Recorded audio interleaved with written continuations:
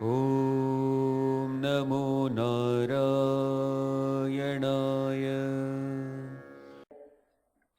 हनुमान चालीसा चौपाई नंबर 11 पे थे शायद हम सब लोग। चौपाई नंबर 11, फर्स्ट टू दोहास वी विल चैंट।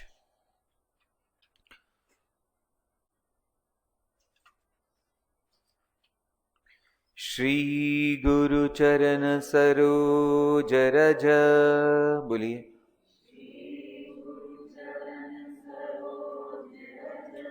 निज मन मकुर सुधारे,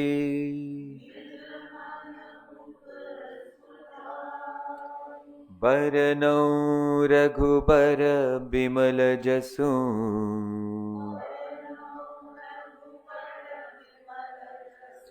जो दायक फल चारि।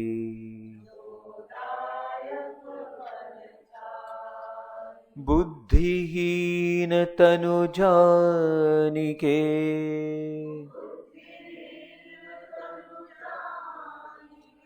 सुमिरौ पवन कुमार।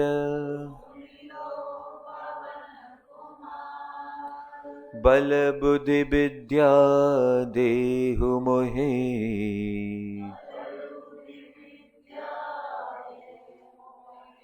हरहु कलेस विकार।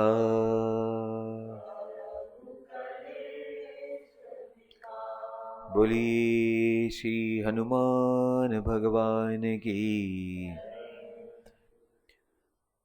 हनुमान जी चालीसा का जो एक महत्व है वो ये है कि हम जीवन में कैसे जीना है और कर्म करते वक्त हमारा जीवन में भाव कैसा होना चाहिए, ये सुंदर तरीके से हमने हनुमान चालीसा से सीखते आता है, बहुत सुंदर तरीके से। तो हम लोग अभी पहुंचे हैं, भीम रूप धरि असुर सहारे, रामचंद्र के काज सवारे, लाए सजीवन लखन जियाए, श्री रघुबीर हर्ष उर लाए। तो हनुमान जी ने श्री राम जी के इतने सुंदर सुंदर सारे कार्य किए। तो कार्य कौन से? सब जो पूरे विश्व के लिए बहुत ही एक जरूरी ऐसा काम था, वो था रावण को मारना। और उस रावण को मारने के लिए भगवान हनुमान जी ने बहुत प्रयत्न किए, मदद की भगवान की। तो हमको ये ध्यान में रखना है कि विश्व का सबसे बड़ा काम कौन सा है भगवान के लिए? सोच सकते हैं आप? दुष्टों को मारना एक, और भक्तों की सहायता करना दो, और धर्म की रक्षा करना तीन। अच्छा, कि क्या है? सबको ज्ञान देना, ये सबसे बड़ा काम है। क्या है? क्योंकि अज्ञानता के वजह से ही तो सब गड़बड़ हो रही है। जो भी कुछ हो रहा है इज बिकॉज ऑफ इग्नोरेंस, सो भगवान चाहते हैं कि सब लोगों को ज्ञान भक्ति मिले, तो वो क्या हो जाएंगे? अपने आप में पूर्ण हो जाएंगे। तो हनुमान चालीसा पढ़कर हमको क्या मिलने वाला है? तो हनुमान जी कहते हैं कि कौन कौन मेरे दिल में बैठने चाहिए? सीता जी, लक्ष्मण जी और श्री राम जी, तीनों लोग हमारे मन में बैठने चाहिए। यानी लक्ष्मण जैसा वैराग्य हो, सीता जी जैसी भक्ति हो, और श्री राम जैसा ज्ञान हो। तो ध्यान दीजिए कि जिसके जीवन में ये तीन आ गए वो कभी अपूर्ण रह सकता है? सोचिए, कभी भी नहीं। तो पूर्ण बनने के लिए हमको भगवान हनुमान जी के तरफ देख कर के जीवन जीना है। तो किसी ने कहा, एक महात्मा ने, कि देखो हनुमान जी का पाठ बहुत लोग करते हैं, सुबह शाम करते हैं, और माता पिता ने कुछ बोला तो सुनते नहीं है। हाँ या ना? इधर हनुमान जी का पाठ कर रहे हैं, चालीसा का। और हनुमान चालीसा क्या है? हनुमान जी का पूरा के पूरा जो चरित्र है वो देखो, राम काज करी बेको आतुर, यानी अपने जो माता पिता जिनको हम उन्होंने समझा, तो उनके काम करने के लिए, उनका पूर्ण जो सम्मान करने के लिए हमेशा आतुर है। तो ये कितनी बड़ी बात है। तो जब हनुमान चालीसा हम पाठ करते हैं, हनुमान चालीसा का, तो हमारे दिल में कौन सा सुंदर एक ऐसा वर्च्यू, यानी कौन सा प्रिंसिपल, कौन सी एक सुंदर ऐसी बात हमारे दिल में सबसे ऊपर आनी चाहिए? वो है सरेंडर, समर्पणम, समर्पणम भाव। तो देखिए आजकल समर्पण भाव का बहुत अभाव है। हाँ या ना बोलिए? पति का पत्नी के तरफ, पत्नी का पति के तरफ बहुत कम हो गया है। बेटा बेटी का अपने माता पिता के तरफ बहुत कम हो गया है। सारे जो देश के लोग हैं, देशवासी, उनका देश के प्रति समर्पण कम हो गया कि नहीं? तो इसको बढ़ाने के लिए हमको हनुमान जी को आदर्श बनाना पड़ेगा। क्या बनाना पड़ेगा हनुमान जी को? अपने जीवन का आदर्श, ताकि हमारे जीवन में ये समर्पण आ जाए, समर्पण आ जाए। तो ये बहुत बड़ी चीज है। तो अभी आगे चल के हम देखने वाले हैं कि आज के हमारे सुंदर ऐसे चौपाई से हम क्या क्या सीखने वाले हैं। 12 चौपाई नंबर, प्लीज रिपीट। रघुपति कीनी बहुत बढ़ाई,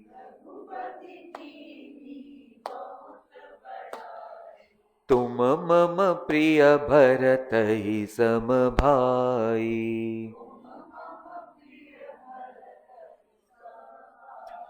सहस बदन तुमरो जस गावे,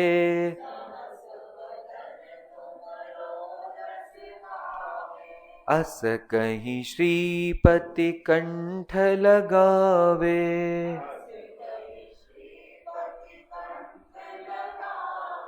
सनकादिक ब्रह्मादि मुनीसा,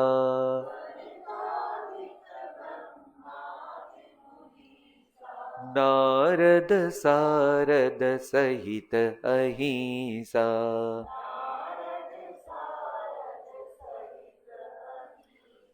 जम कुबेर दिगपाल जहाते,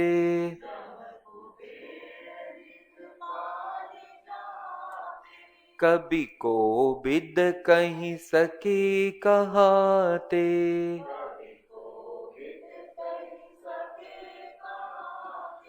बोलिए श्री हनुमान भगवान की।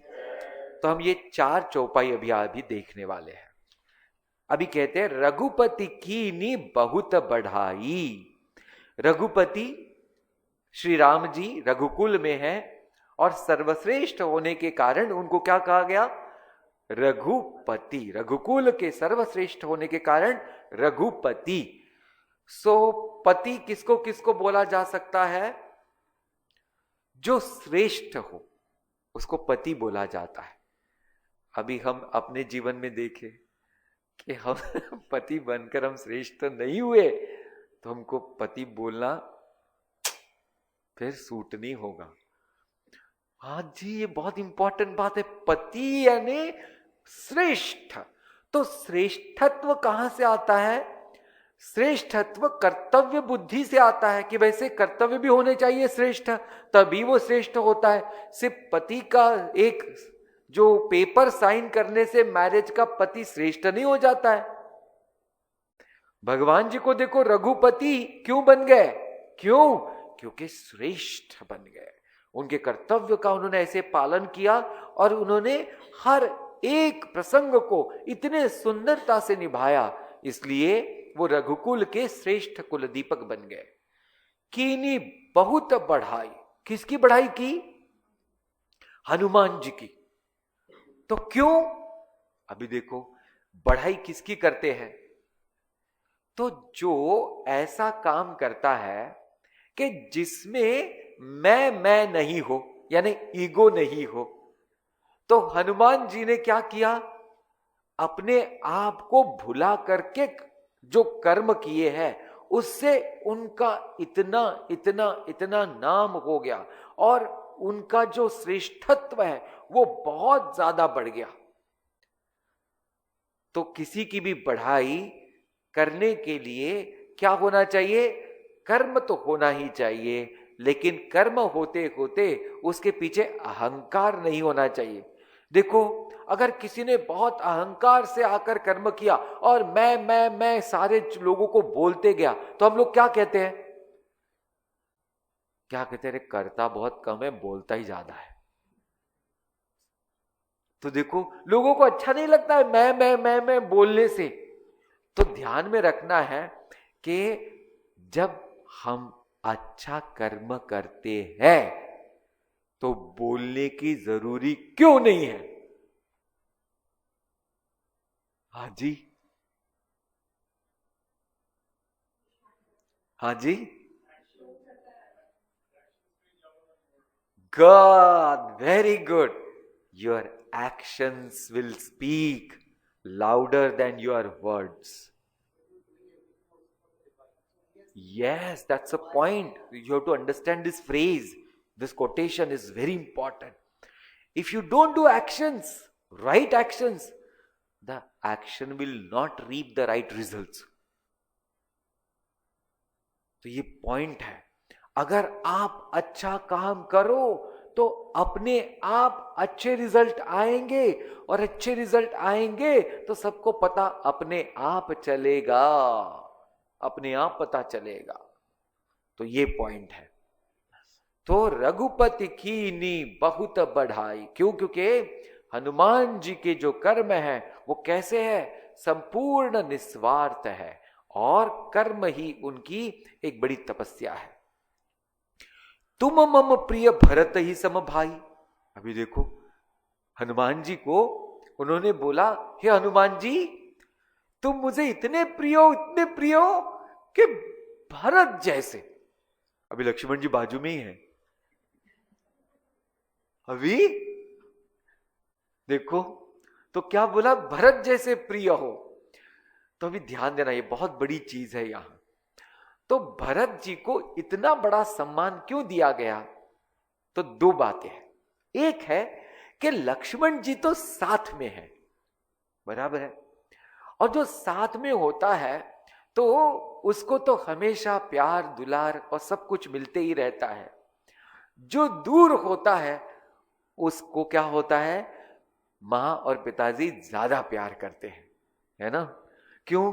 क्योंकि बेचारा दूर है, हमेशा दूर रहता है और तभी भी याद करते रहता है, तो मन में और ज्यादा उसके प्रति प्रेम होता है। तो जब भी ऐसी बात आई, इसका मतलब ये नहीं है कि जो पास में है उसके प्रति कोई कम प्रेम है, ऐसी बात है नहीं। तो यहां ये दिखाने की कोशिश की गई है क्योंकि वो दूर है तो मैं उसको भूल नहीं गया, ध्यान में रखना। ताकि वो दूर है इसका मतलब ये नहीं कि वो मेरे से दूर हो गया, आज भी मुझे वो उतना ही प्रिय है जैसे कि वो पहले था। एक बात। दूसरी बात है कि देखो भरत जी, हमारे तुलसी बाबा जी क्या लिखते हैं भरत जी के बारे में। अयोध्या का कांड है और दोहा नंबर 204, आप 204 लिख लो, बाद में उसको पढ़ना, मैं तो यहां आपको बोलने वाला। अर्थन धर्म न काम रुचि, गति न चहु निर्बान, जन्म जन्म रति राम पद, यह बरदानु न आन, सियावर रामचंद्र की।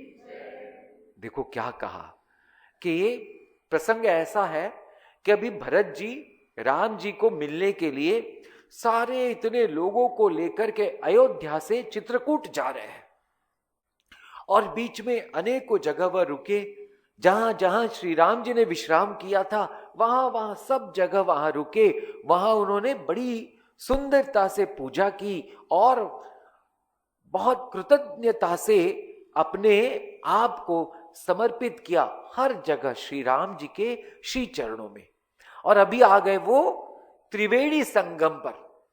तो त्रिवेणी संगम में जब वो स्नान कर रहे हैं, देखो त्रिवेणी संगम हमने भी, अभी हम भागवत जी की कथा करने वाले हैं, 19 से लेके 25 तक, फिर 26 को यज्ञ याग होने वाला है, और 27 को सब वो लोगों को लेकर के जो भागवत में आने वाले हैं। तो हम लोग कहां जाने वाले हैं?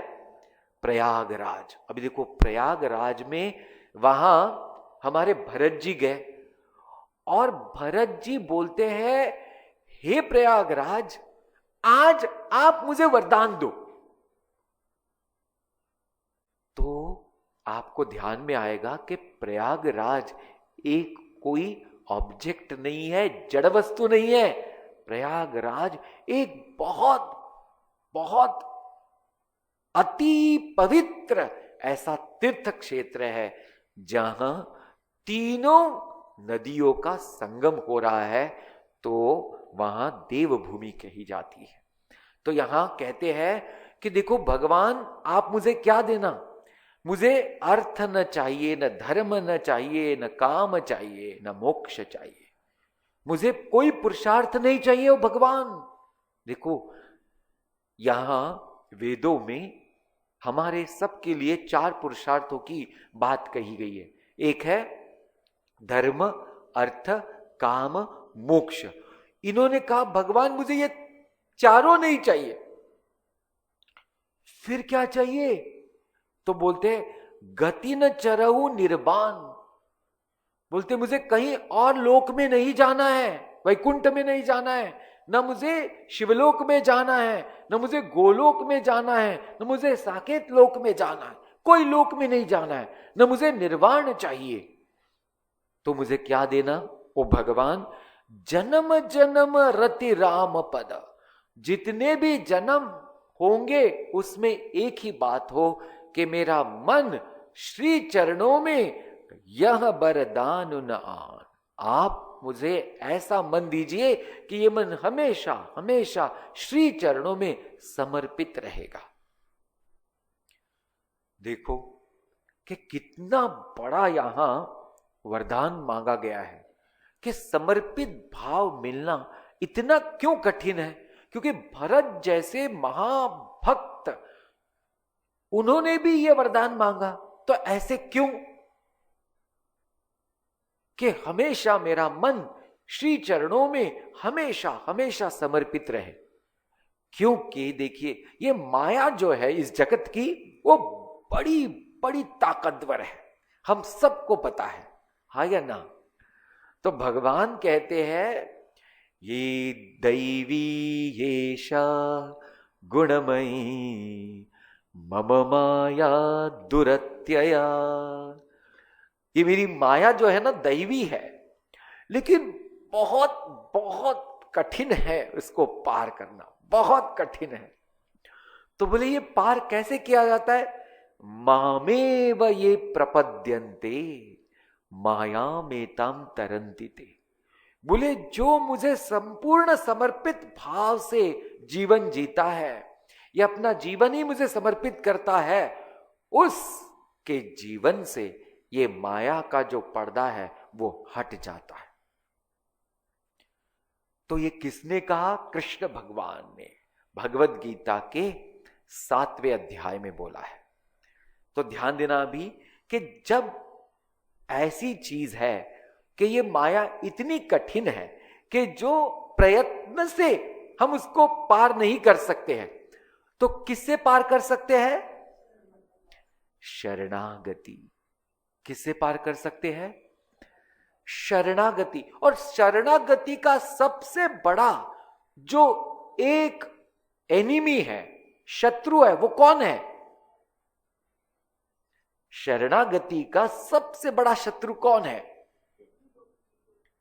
हाँ जी, अहंकार, ईगो। वो होने ही नहीं देता है। थोड़ी देर हो गया, ऐ मुझे किसने ऐसे कहा, ऐ मैं क्यों झाड़ू मारूं, मैं तो हमारा अमुक अमुक हूं। एक होने ही नहीं देता है, समर्पित भाव आने ही नहीं देता है। मुझे आपने ऐसे क्यों कहा, मैं ये छोटा काम क्यों करूं, ऐसे होते रहता है ना हमेशा हमेशा। तो हमको ये भाव आता ही नहीं, बहुत कठिन है ये भाव। तो भगवान कहते हैं कि देखो, भरत जैसे महान भक्त ने भी मांगा तो क्या मांगा कि भगवान की रति हो, चरणों की रति हो। ऐसा वर मांगा कि उनके चरणों में हमारा मन हमेशा समर्पित रहे, ताकि वो इधर उधर ना भटके, इस दुनिया के चकाचौंध में जाकर खो न जाए। तो इसलिए भरत जी को यहां श्रेष्ठत्व बोला गया है कि जिसको कुछ भी नहीं चाहिए सिवाय भगवान के श्री चरणों की संपूर्ण भक्ति। तो भगवान बोलते हैं ऐसे तुम हो, इतने प्रिय मुझे तुम हो। आहा हा। आगे, सहस बदन तुम रोजस गावे, अस कहीं श्रीपति कंठ लगावे।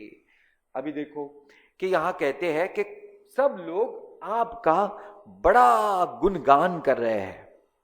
सहस बदन तुम रोजस गावे, सहस मीन सहस्त्र बदन से, यानी बहुत सारे लोग आपका गुणगान कर रहे हैं। अस कहीं श्रीपति कंठ लगावे, ऐसा कहकर श्री राम जी ने उनको गले लगा लिया। अभी आप सोच सकते हैं कि एक जन्म से तो वानर है और कुल से भी श्रेष्ठ नहीं है, तो ऐसे व्यक्ति को भगवान के गले लगने का अगर सौभाग्य प्राप्त होता है तो इससे बड़ा कोई आशीर्वाद हो सकता है? आप बोलिए।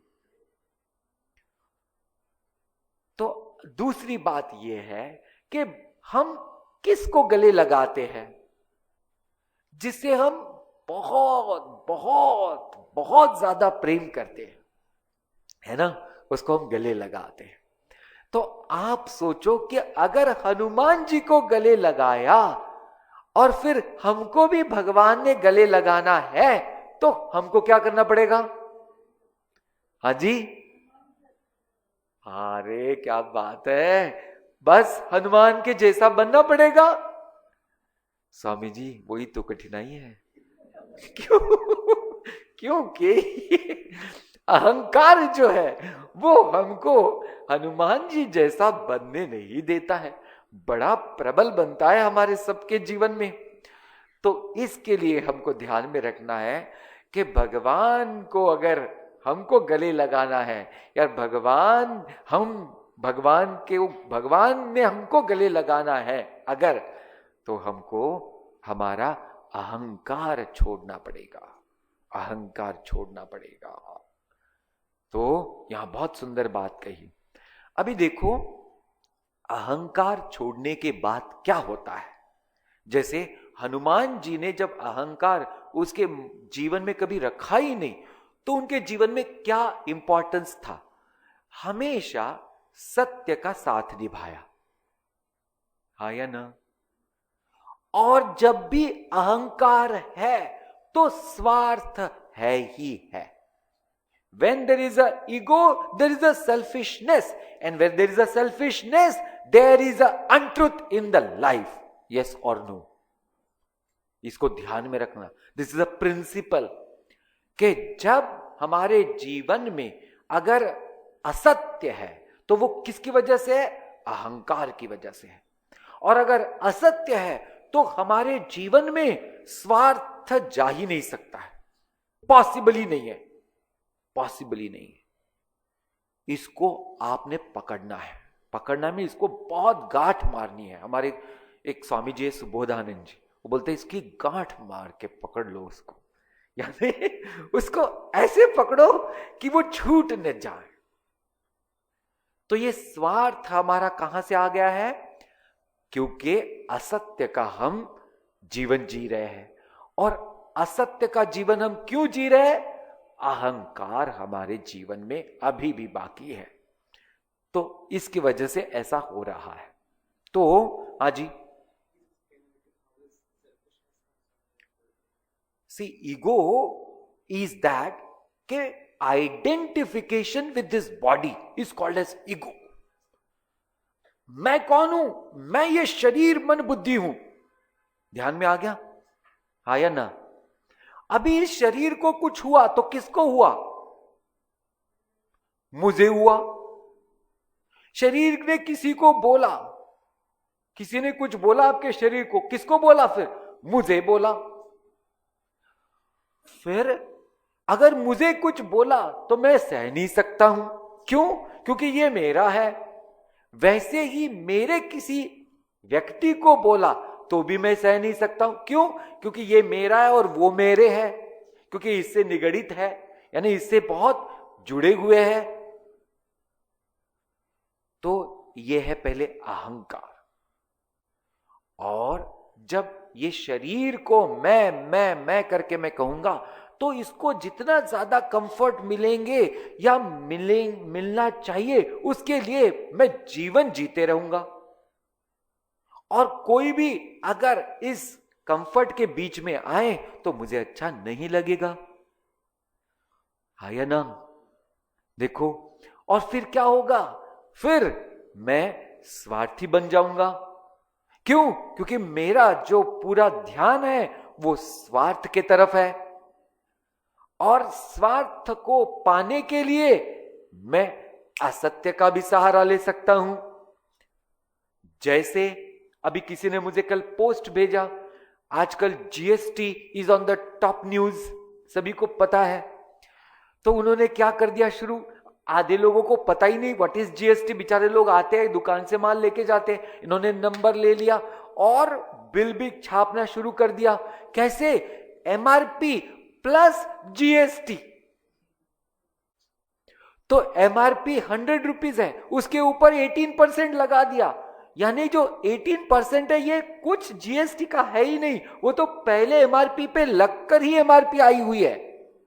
इन्होंने ऊपर से, क्योंकि बुद्धू है सब लोग, उनको पता नहीं, इनको उन्होंने अपने स्वार्थ के लिए एक्सप्लॉइट करना शुरू कर दिया। देखो ये है असत्य। ध्यान में आ गया? क्यों? स्वार्थ है, पैसा और चाहिए, पैसा और चाहिए।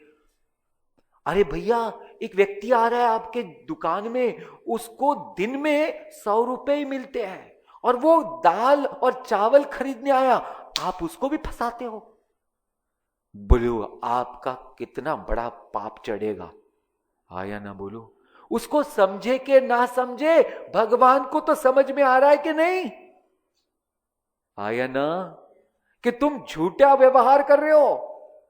भैया ये बहुत बड़ी चीज है। हमको लगता है कौन देख रहा है, कुछ नहीं, मैंने तो इसको बड़ा उल्लू बना दिया। भगवान बोलते देखो मैं कैसे उल्लू बनाता हूं तेरे को भी, और सच में उल्लू बना देते हैं। जाओ बैठो झाड़ में और रात को जाओ इधर उधर चाऊ चाऊ करते हुए।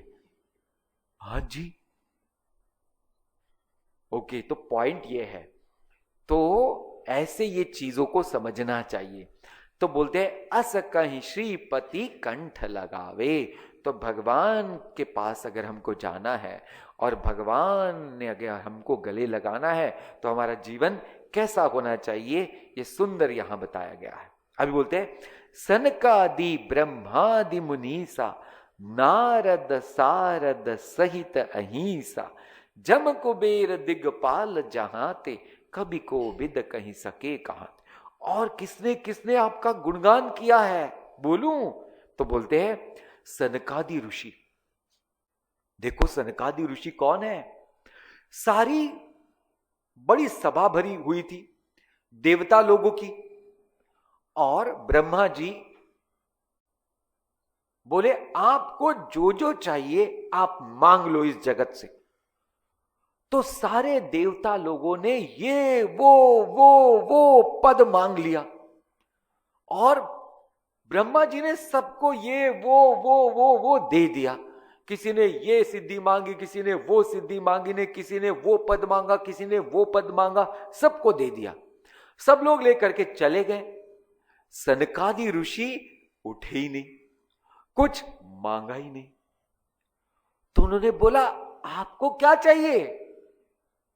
तो बोले जिसके बल पर आप ये सब दे रहे हो हमको वो बल चाहिए। अरे बाबा, देखो, जिसके बल पर आप ये सब दे रहे हो हमको वो बल चाहिए। हम भी देखो भगवान से क्या मांगते रहते, भगवान मुझे ये दो, भगवान मुझे वो दो। कभी हमको भगवान ये मत बोलते, भगवान आप मुझे वो बल दो कि जिससे आप सबको देते जाते हो वैसे ही मैं सबको देते जाऊं।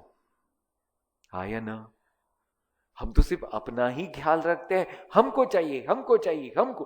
अरे बल ही मांगना है तो इसलिए मांगो कि सबको बलशाली बना सको। आया ना? बोलिए ना। तो ऐसा बल चाहिए हम सबको। तो सनकादि ने हमारे हनुमान जी की बहुत बढ़ाई की है। फिर ब्रह्मादि मुनि सा, ब्रह्मा आदि मुनि यानी ज्ञानी लोगों ने भी उनका बड़ा गुणगान किया है। नारद, शारदा जी सहित अहिंसा, इतने लोगों ने उनका गुणगान किया है। नारद जी ने उनका गुणगान किया, फिर किसने किया? शारदा मैया ने उनका गुणगान किया। फिर सहस्त्र जिनके मुख है, ऐसे शेष भगवान ने उनका सहस्त्र यो मुख से उनका गुणगान किया है। जम कुबेर दिग्पाल जहां थे, यम महाराज उन्होंने भी गुणगान किया है। कुबेर जो ट्रेजरर है इंद्र भगवान के, उन्होंने भी किया है। दिग्पाल जो आठों दिशा के देवता है, उन्होंने भी किया है गुणगान। कवि कोविद, जैसे तुलसीदास जी को महान कवि कहा है, उन्होंने तो पूछो मत क्या गुणगान किया है। कोविद यानी बहुत स्कॉलरली लोग, पंडित लोगों ने भी उनका गुणगान किया है। तो बोलते हैं कही सके कहां ते, बोले ये सब भी इतना गुणगान करके भी वो पूर्ण नहीं हुआ है, उसमें कई जगह त्रुटि रह गई है। क्यों? क्योंकि आपका जो कर्म है वो इतना निस्वार्थ, इतना पुण्यवान, इतना पवित्र है कि कितने भी लोग अगर उसका गुणगान करे तो वो कम ही है। देखो, अब एक दूसरा उदाहरण देखकर देखते हम कि महात्मा गांधी जी को कितने लोग गुणगान करते रहते हैं, बोलो, और आज तक गुणगान चल ही रहा है। हाँ या ना?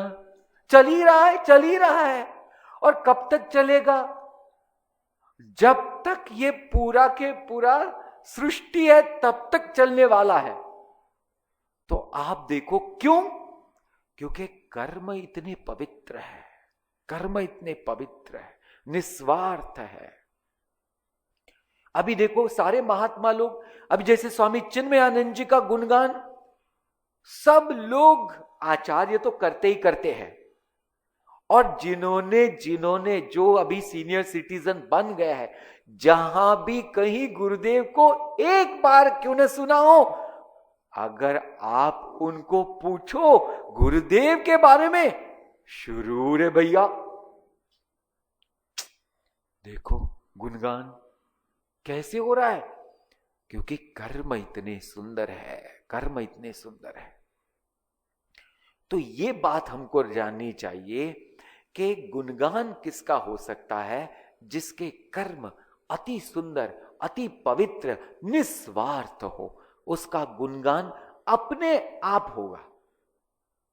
क्या होगा? अपने आप। हमको पोस्टर लगा लगा करके अपने आप का गुणगान नहीं करना पड़ेगा। तो लोग अपने आप उनका गुण गाएंगे। तो ऐसे सुंदर बात यहां कही गई है। आगे चलते हैं, प्लीज रिपीट। तुम उपकार सुग्रीव ही कीना,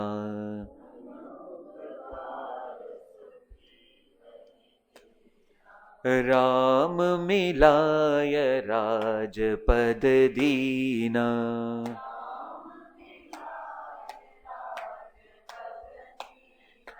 तुमरो मंत्र विभीषण माना,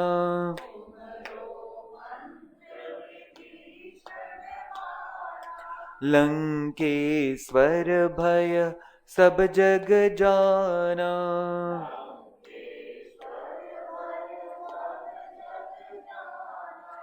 अब ये दो चौपाई हम देखने वाले हैं।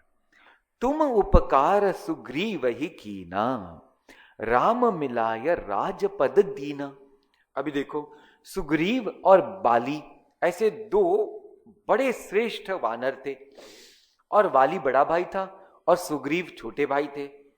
तो क्या हुआ, एक बार उनके राज्य में ये बाली जो था ना, ये राजा था, और वो अति बलशाली था, अति बलशाली।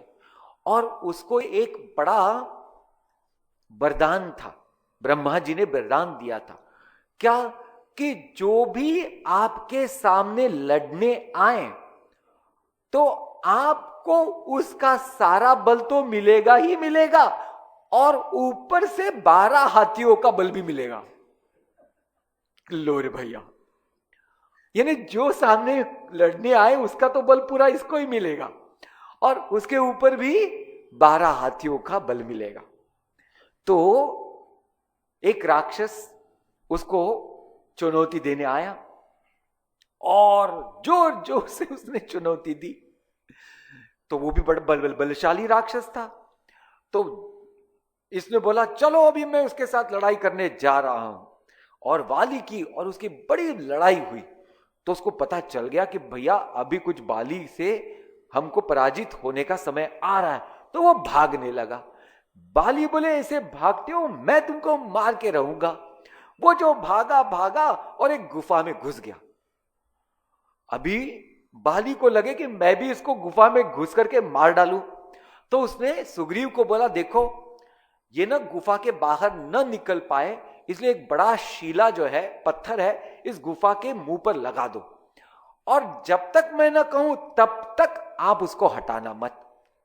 सुग्रीव ने बोला ठीक है। उसने उसको लगा दिया, और बहुत दिनों तक ये युद्ध चला। और बहुत दिन के बाद उस गुफा के मुख से रक्त का एक प्रवाह बाहर आया। तो उसको लगा, अरे बहुत गड़बड़ हो गई। उसने और बड़ी शिला लगा दी उसके ऊपर, ताकि वो राक्षस बाहर ना आए। और ऐसे लगा कि वाली ने कुछ बोला ही नहीं। तो उसको बहुत अचरज हुआ कि वाली को कुछ गड़बड़ हो गई।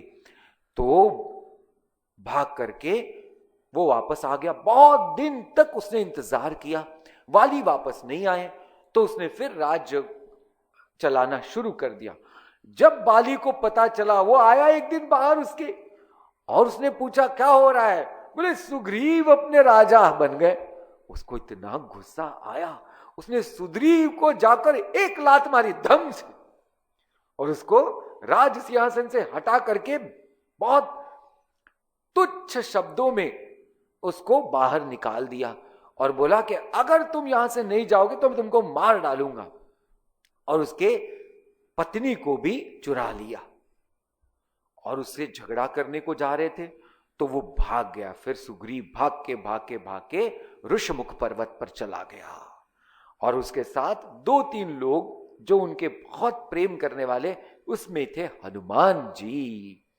तो हनुमान जी ने देखा कि भैया ये सुग्रीव का तो कोई भी यहां एक ऐसा इरादा था नहीं, और उसने कोई भी गलती की नहीं, और फिर भी उसको सजा दी जा रही है। तो इसका मतलब है कि मैंने उसका साथ देना चाहिए। तो हनुमान जी ने उनका साथ दिया। अभी देखो, सुग्रीव तो इतने डरे हुए थे कि कोई भी आया तो वो भागने की प्रतीक्षा में थे। तो हनुमान जी ने उनको पूरी तरह से प्रोटेक्ट किया। और श्री राम जी और लक्ष्मण जी जब आए तब भी वो भागने वाले थे, तो हनुमान जी बोले रुको, इसे भागने का ये तुम्हारा जो अभी ये मन बन गया वो कुछ अच्छी बात है नहीं, तो तुम पहले समझते नहीं हो कि क्या है, कौन है। तो बोले मैं आपको बताऊंगा। फिर हनुमान जी गए, श्री राम जी को पहचाना, लक्ष्मण जी को पहचाना। अभी ध्यान देना कि अगर हनुमान जी में स्वार्थ होता तो वो क्या करते, वो ये कर सकते थे कि यहां सुग्रीव को ही मार डालते और राम जी और लक्ष्मण के जरिए बाली को मारते और राज्य को हड़प कर लेते। आया ना, पॉलिटिक्स में यही तो हो रहा है कि नहीं, बोलो। इसको पकड़ो, इसको मारो और कोई भी करके चेयर पकड़ो इसकी। तो उन्होंने ये नहीं किया, उन्होंने सुग्रीव को श्री राम जी से मिलाया और सुग्रीव को यह बताया कि ये राम जी है, साक्षात भगवान है, तो आप इनके सेवा में रहो तो आपका जीवन सफल हो जाएगा। और जब राज्य मिला तो अपने लिए कुछ भी नहीं मांगा और सुग्रीव को राजा बनाया। भी देखो कितने उपकार है हनुमान जी के। तो इसलिए कितना सुंदर कहा है, तुम उपकार सुग्रीव ही कीना, राम मिलाय राजपद दीना। तो हमने क्या सीखना है इस हनुमान जी के सुंदर ऐसे कर्म से, कि हमेशा हमेशा पद की लालसा लेकर के जीवन नहीं जीना चाहिए। अगर हम सबको कर्म ही करना है तो कर्म हम अपने बल पर भी कर सकते हैं, सिर्फ पद पद पद की कोई जरूरी नहीं है। अभी देखो कि हमारे जब सबसे बड़े बड़े नेता जैसे महात्मा गांधी, लोकमान्य तिलक जी, सरदार वल्लभ भाई पटेल जी और अनेकों बड़े बड़े नेता, उन्होंने अपने आप का समर्पण कर दिया इस देश के लिए और कभी भी उसके प्रति कुछ भी नहीं चाहा। तो ये कितना बड़ा एक काम किया है उन सब लोगों ने। तो हमको भी, हम क्या बोलते हैं कि हमको ये मिलेगा तो हम ये करेंगे, ऐसा हमारा क्या बन गया है, माइंडसेट। तो हमको क्या करना है, मुझे कुछ मिले न मिले मेरा कर्तव्य है, इसलिए मुझे ये अच्छा करना है। देखो ये पॉइंट इंपॉर्टेंट है। आपको एक व्यक्ति के साथ अच्छा रहना है कि सब व्यक्तियों के साथ अच्छा रहना है, बोलिए। अगर आप एक व्यक्ति के साथ अच्छे रहते हो और बाकी लोगों के साथ अच्छे रहते नहीं हो, इसका मतलब ही यह है कि आप संपूर्ण अच्छे नहीं हो। अगर आप संपूर्ण अच्छे हो तो आपका स्वभाव अच्छा है जो बदल नहीं सकता है किसी के कारण। हाँ या ना बोलो, हाँ या ना। और हम क्या करते हैं, हमारा स्वभाव हर एक लोग कोई हमारे सामने आता है तो बदल जाता है भैया, हाँ या ना। यानी क्या है, कमजोरी कहां है, बोलो, हम में है। हमारा स्वभाव कैसे बदलता है, बोलो मुझे ये बात। क्योंकि हमने अभी तक हमारे स्वभाव को ही जाना नहीं, उसको ही दृढ़ बनाया नहीं।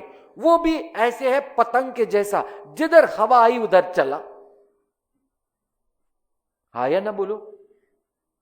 तो दृढ़ता ऐसी चाहिए स्वभाव में कि इस दुनिया में जो भी कोई जैसे भी कोई हो भैया, मैं तो ऐसा हूं और सबके लिए ऐसा ही रहूंगा। ये बात हमको सीखनी है भगवान हनुमान जी से, कि जो भी उनके सामने आए उन्होंने अपने आप को कभी बदला नहीं। कितनी सुंदर बात है, आहा हा हा, मन को छूने वाली है। तो आज हम सबने ये पण करना है कि भगवान मुझे ये शक्ति दो कि मैं अपना स्वभाव किसी भी व्यक्ति के लिए 1 2 3 4 5 ऐसा न रखूं।